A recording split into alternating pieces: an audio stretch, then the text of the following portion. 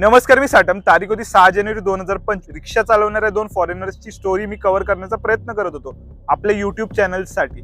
त्यांचा मी नंबर घेतला होता, व्हॉट्सअप आयडी सुद्धा घेतला होता आणि इंस्टाग्राम आयडी सुद्धा घेतला होता.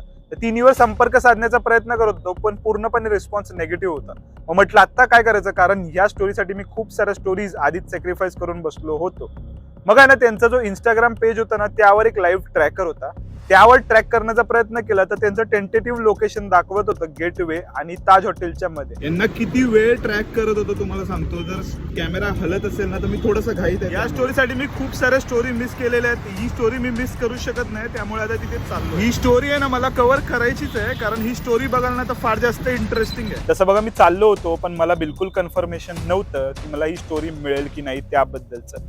मी एक अंधारातच तीर मारल्यासारखा होता. त्यांचं ते लाईव्ह ट्रॅकर होतं ना त्यावरून, कारण यांचा काय नेम नसतो, हे आज इकडे तर उद्या तिकडे. तेवढ्यात हा मेसेज दिसला, आपसे मिलने आ रहे है, आणि थोडंसं काहीतरी पॉझिटिव्ह वाटलं आणि मी पुढे जायचा निर्णय घेतला. नक्की काय स्टोरी आहे ती तुम्हाला आता कळेल. फायनली भेटले दोघंही.